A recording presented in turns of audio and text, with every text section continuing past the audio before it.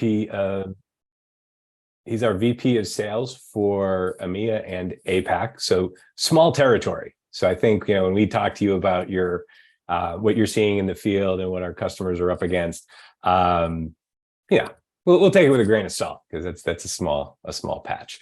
Anyways, and my name's Mark. Today I'm going to be moderating, and I want to set something out as we start this webinar series. So the whole intent for today is not really to pitch Corero to you. It's to share what we've learned in our research, what it may mean to you, and how you may be able to move forward. So it's very much about knowledge sharing, what we've learned, and bringing that to you. So with today's session, we'll go through a few things, about 30 minutes. We'll talk about an overview of the report. We'll dig into some of the specific key findings, which you see here.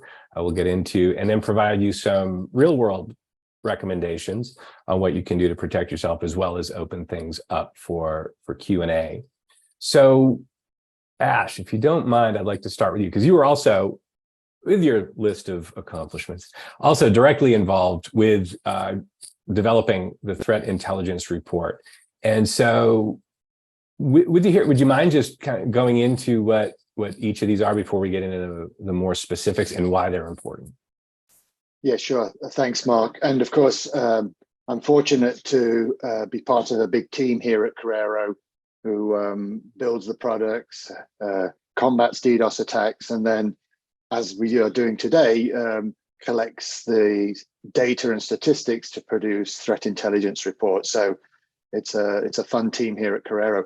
These trends that we've tracked, some of them over several years, always provide like a quick dashboard entry to what's going on.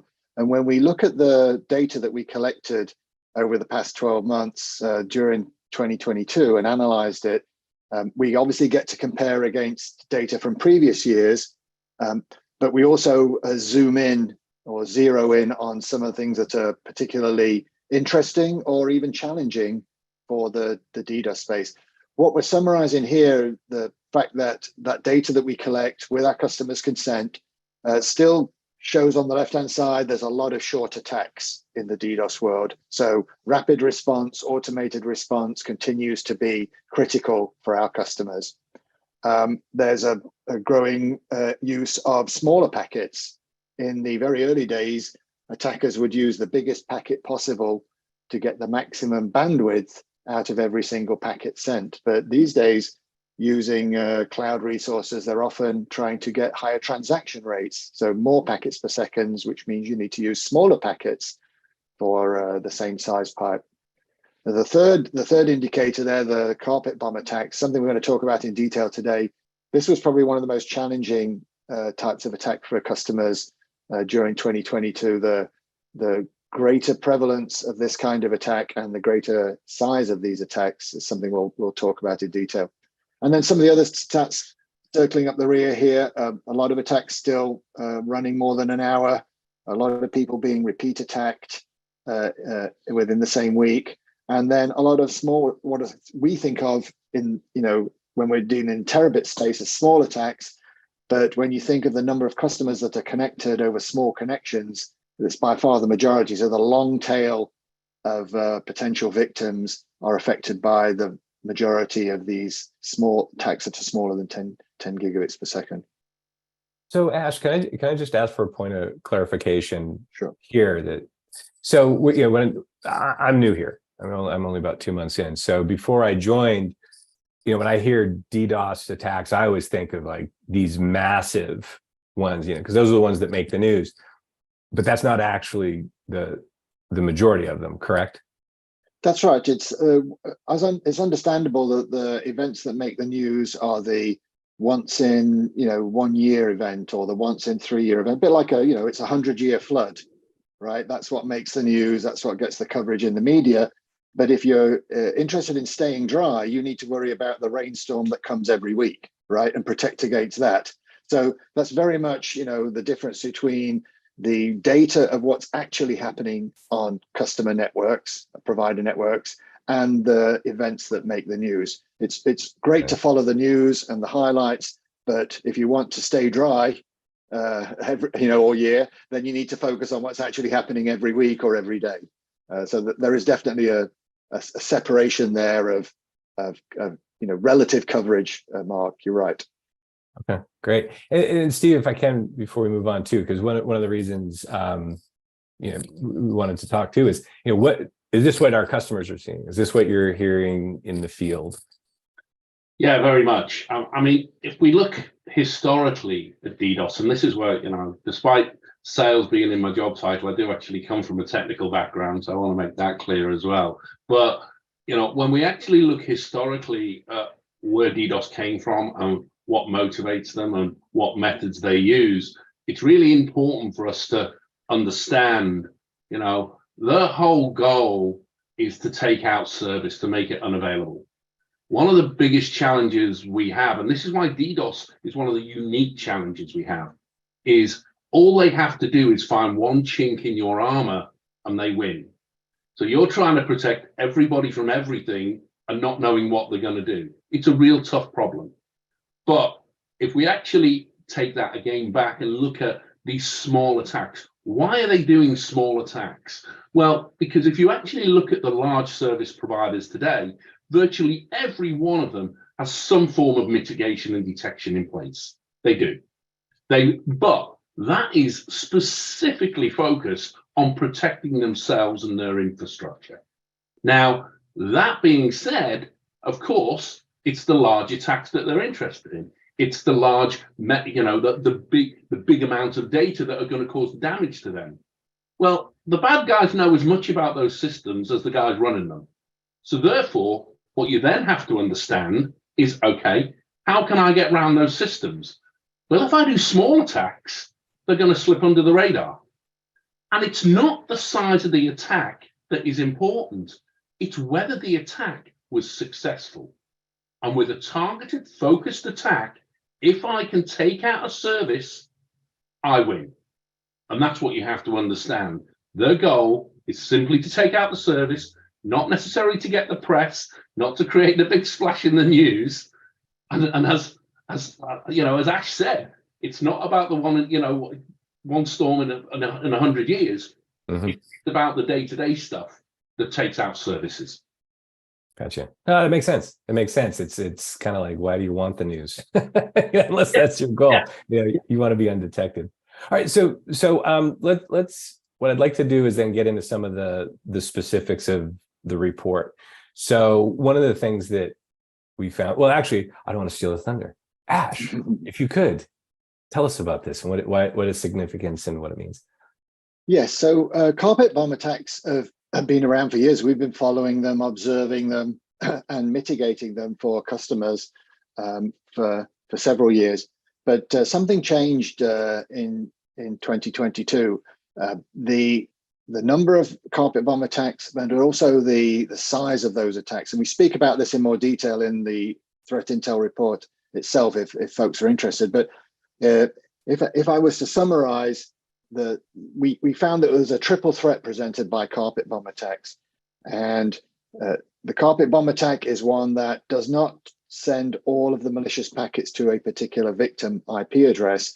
It instead chooses to spread or spray those attack packets over a range of IP addresses that have some association to the intended victim. So it could be simplest would be all the IP addresses in the subnet, the /24 as it would be called, that contains the victim, but it might also expand to all of the subnets or IP addresses that the provider or hoster uses that contains the victim. So instead of this precise targeted attack on a single IP address, the attack gets spread out over a large number of IP addresses. And as a defender, we're not even sure who the original victim was. And that creates, as we mentioned on the slide there, a triple threat from our perspective in terms of addressing this challenge for our customers. There's a greater chance of evading detection for mechanisms that are looking for a specific victim, because there are going to be many, many victims, and the attack intensity to each victim is going to be lower. It's going to be the original attack size spread out over a large number of victims. There's the fact that when the tech is sprayed across a large number of victims in a carpet bomb attack, that some of the mitigation techniques that have been a staple of DDoS defense for years can't be used. Things such as black holing or redirecting to cloud resources becomes very challenging when you're not just redirecting one IP address or black holing traffic to one victim to protect the rest of society. Now you're having to redirect. You would if you tried it would have to redirect large numbers of IP addresses, which is typically impractical. And then there's the overload situation in that many systems were designed to report each attack.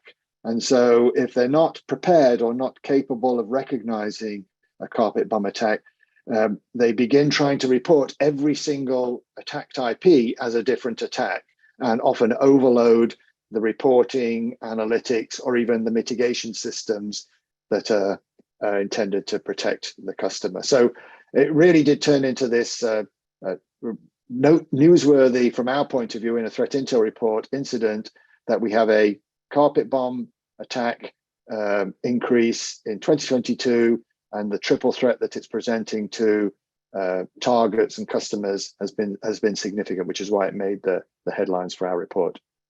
Well, and Steve, I think this goes to your point that you just made, right? Because it's not, because you're talking about, you can't even detect necessarily easily anyways who the intended target is. No. So rather than make the big splash, right?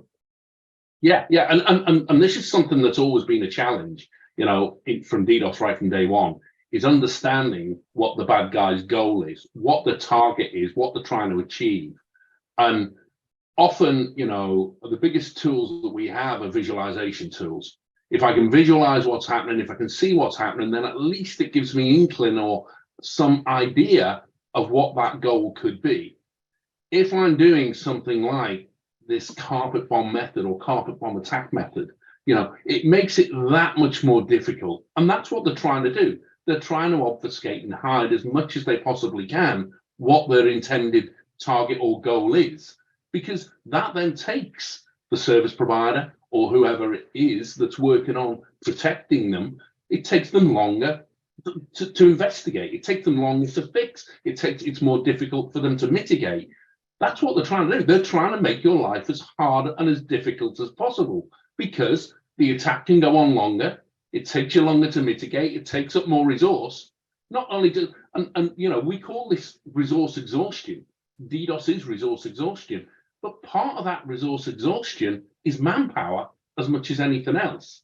So while they're doing all of this work, and Ash pointed out really clearly, if I've got 10,000 alerts coming in, which one is important?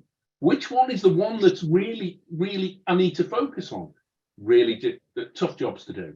So yeah. So yes. Sorry, I was just going to jump in and say, so what you have to do in protecting against this kind of attack is, as you start to, well, not as you start, but while you're tracking incoming malicious activity, you're keeping track of the activity at a subnet level as well as at an individual IP address level, or at a whole, a larger address range. And so that you can present to the system and the machine analysis, not only am I seeing these 15 IP addresses being attacked, but I'm noticing that same traffic pattern across the whole 250 plus addresses of the subnet, or the thousands of IP addresses that this infrastructure or hosting provider is operating. So that's going on in parallel. Similarly, when you come to mitigate, you want to mitigate in bulk across the same mitigation across all of those IP addresses that are being attacked. And when it comes to reporting, while you might start off with the first couple of IPs saying this IP is being attacked, that IP is being attacked, as soon as you recognize there's a bulk carpet bomb style activity taking place, you want to coalesce all those reports and say, hey, it's not 5,000 individual attacks, it's one carpet bomb attack that I'm observing. And that's the concentration, if you will, of information that you want from your analytics and your mitigation systems to deal with this kind of threat properly. So that's how the defenses have evolved to match the innovation in the attack vector. And it's really interesting, as you spoke about black holing. I mean, it's pretty much a sledgehammer to crack a nut. Black holing, it's it's your last resort. Throw the data away to prevent any collateral damage and everything else. But really what we're looking at now, and we're looking at from solutions, is really that next level of intelligence in mitigation, you know, being able to understand exactly what that attack profile looks like and the data within that attack, and being able to identify and mitigate only that, and therefore removing as much false positives as you possibly can. You don't want to cause the DDoS by mitigating it. Let's put it that way. So let me move on to the next finding, if you don't mind, because again, I think this flows with what we're discussing here, but it's also a conversation we were having just in the practice session. So actually, Steve, can I hand this one to you to talk about? Yeah, no problem, no problem. I mean, one of the things that, you know, I've always talked to many customers about, service providers, MSSPs, etc., is understanding a service provider's critical infrastructure and identifying that. And it's extremely important because, as we know, you know, the bad guys aren't stupid. Some of the most intelligent people I've ever worked with used to be bad guys and are now good guys. So they're not stupid. They know how these infrastructures are built up, how the topologies are built up, and where those critical pieces of that service provider infrastructure sit. One of those is DNS. You know, we have to have it. It's and if you flood it, if you bombard it, if you confuse it, if you're able to do lots of different things that prevent it being available, you can actually cause severe disruption. And again, we have to understand their goal is to take services offline. However they do it, they don't care. But if they're attacking that and you're not protecting it, and you're not monitoring it closely, and you're not looking at, you know, from even just a capacity planning perspective, what resource that has available, you're leaving yourself wide open. You really are. Hence, and these guys know that. And therefore, if they find something and it's successful, listen, they're not going to reinvent the wheel. They're going to carry on doing it. Yeah, Ash, I have a thought, but Ash, I'm interested in your take on this. You know, I don't want to lead the witness, but I mean, can you talk about the significance or why this is important? I mean, beyond the face value of it.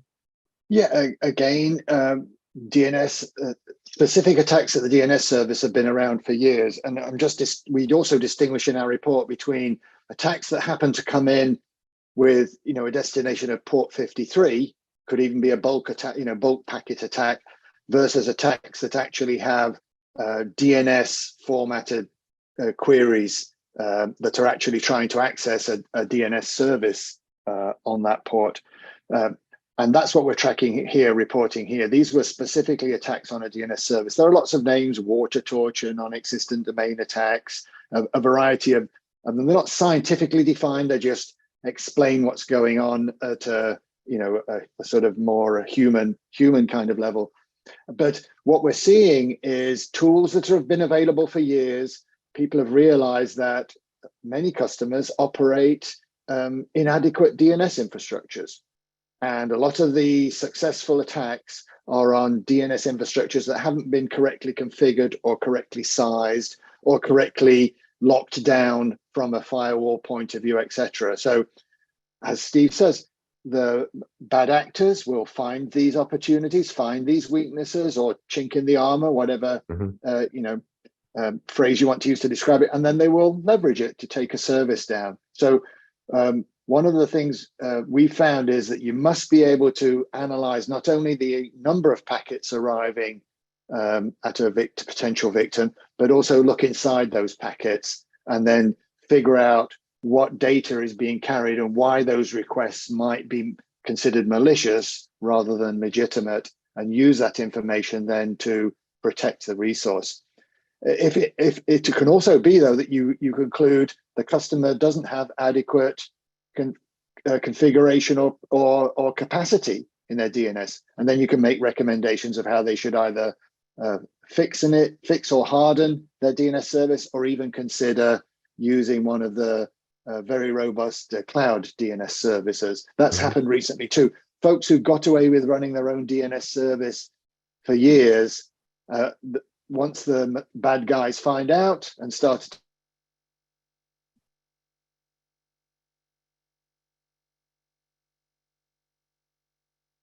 Oh, did we lose Not Ash me. there?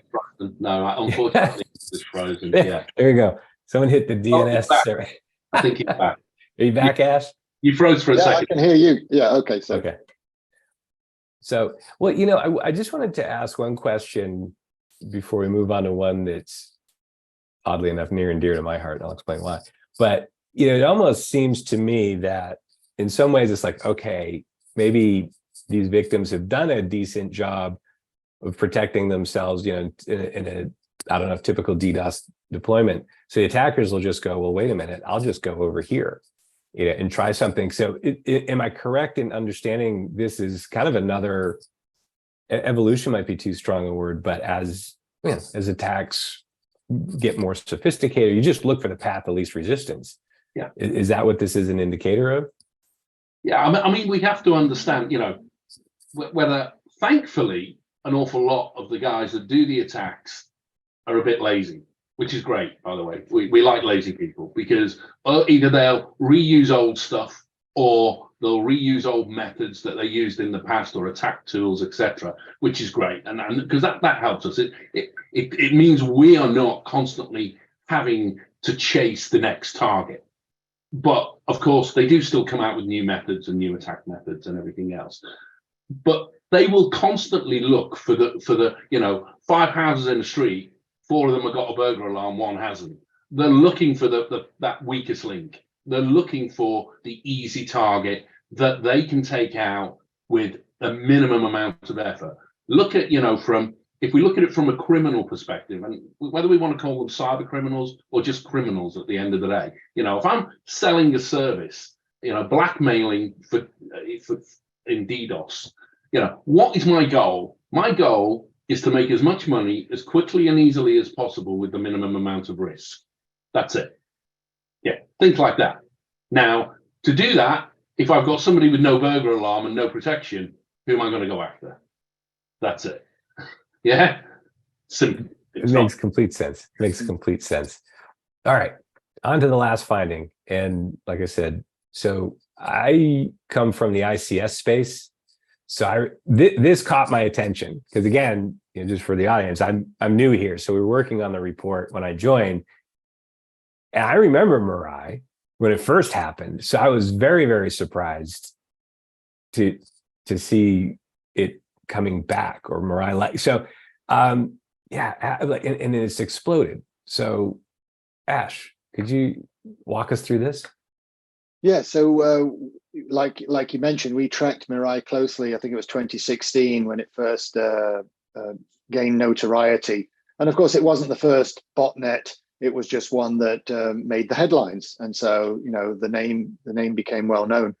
But in recent years, we've seen more and more of the reuse of the Mirai style libraries, which is why we say Mirai like. It's not the same bot over years. It's instances, variations, copies of that kind of bot approach.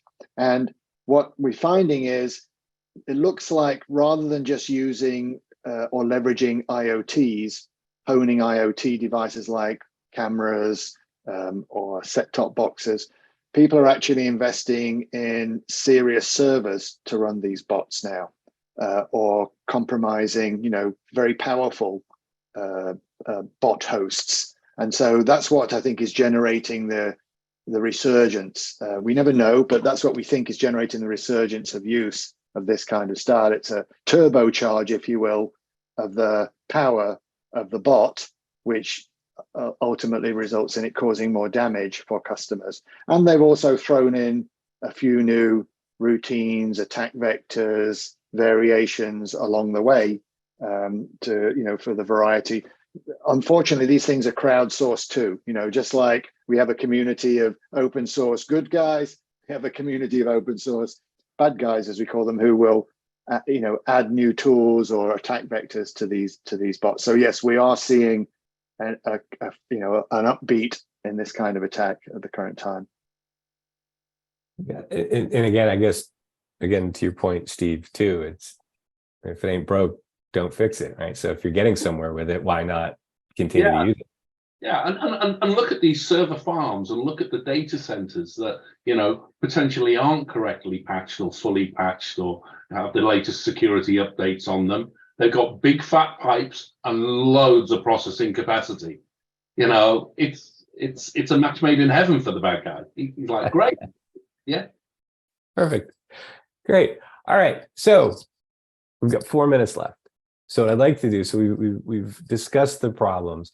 So what I would like to do is move on just real quickly. What can we advise? What can people do? So yeah, I know we've talked about some of these, but Ash, would you mind going through and just talking through some of these options here that people can, hopefully put in practice today after watching this? Yes, I think obviously we're summarizing the in-depth results we published in the report, but when it comes to the 3 topics we picked for today's webinar, carpet bomb attacks, you need systems that can pick up on these key indicators and not, in a dumb way, report hundreds of attacks. That's not helpful. You need to know it's a carpet bomb attack if you're being carpet bombed. So that means your system should detect multi-destination activity. You also want to ensure that your DDoS protector or DDoS supplier, DDoS vendor has the expertise behind the scenes that can help you if you face a challenge with this kind of attack. So again, the ability to tap into SOC expertise for carpet bombs. I think that would be a great question for anybody who's evaluating how to protect their networks or their services against these new style attacks. So that's definitely something. If you want to pop the slide back up, we can talk about some of the other recommendations, Mark.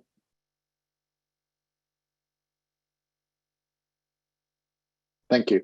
Now, when coming to DNS attacks, again, ensure you've got correct DNS configuration. If you haven't been targeted yet, it's probably only a matter of time because the scanning that's going on these days, and actually a lot of the attack tools for these water torture or non-existent domain attacks, they are scanning tools that were used by hackers to look for DNS infrastructure. So it's almost like a reuse. In some of the attacks, we see what were scanning tools being pumped up a little bit and now turn into actual DDoS attack tools. And you do need this packet level DDoS analysis in your solution so that you can actually understand what's going on. It's not enough to just say, hey, I'm getting a lot of DNS activity. You need to know whether it's malicious, legitimate, and how to configure to protect against it. And when it comes to Mirai-like botnets, one of the things that often benefits customers against Mirai is making sure the attack surface of their services is shut down or tight. Mirai uses a lot of different vectors, but if you've minimized the attack surface for your service, making sure you don't have any ports or protocols left open, you can often defeat some of those Mirai vectors, effortlessly, I should say. So that's one of the things we always advise if people are worried about Mirai-like attacks. But then again, you need a solution that can recognize the characteristics of these style botnet attacks and has the arsenal, as it were, of protection mechanisms ready to use against them when they show up on your network. Again, it's important to be informed that you are being attacked with this kind of attack so that you can take the right kind of precautions, prevention measures on your network. Great, thanks.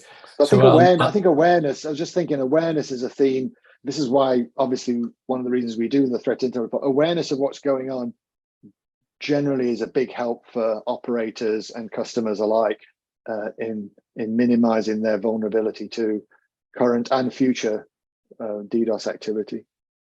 Well, where I'd like to end it, if you don't mind, we're pretty much on time.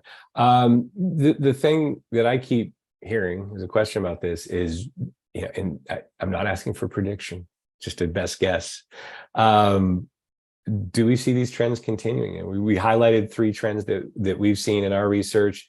Do you see them continuing? And again, I'll leave it open to the both of you for that or any closing thoughts. Yeah, I mean, from my perspective, whatever barriers you put up, they're going to come up with new methods to try and get around them, no matter what. It's a constantly evolving and changing landscape. As I said right at the beginning, DDoS is one of the most difficult problems for us to resolve and fix and protect against, not just because it's not black and white, sometimes it's gray and shady, but more importantly as well, it is one of the fastest evolving attack landscapes, constantly changing. So whereas we saw infrastructure attacks years and years ago, and they're now service level attacks, those have changed because people have put protection in place. That is going to continue to evolve. As we evolve the protection mechanisms, they're going to evolve the attack methods. It's as simple as that. Yep. Yeah, I think this time next year, when we're looking at the next 12 months worth of data, we'll probably see one or two of these vectors still featuring. They don't look like they've peaked in their current phase of use, but I'm almost equally as confident there'll be a new couple of vectors that pop up this year too, that'll have risen above the noise to be a problem for those who aren't adequately protected or prepared. Mark. Yep. Got it. Well, gentlemen, thank you very much to everybody who's attended today. Thank you very much. If you're interested in reading the report for yourself, you can go to corero.com/threat and get a copy for yourself. But again, thank you everybody who attended, and Ash and Steve, thank you very much. That wraps it up. Thanks. Thank you, everybody. Thanks.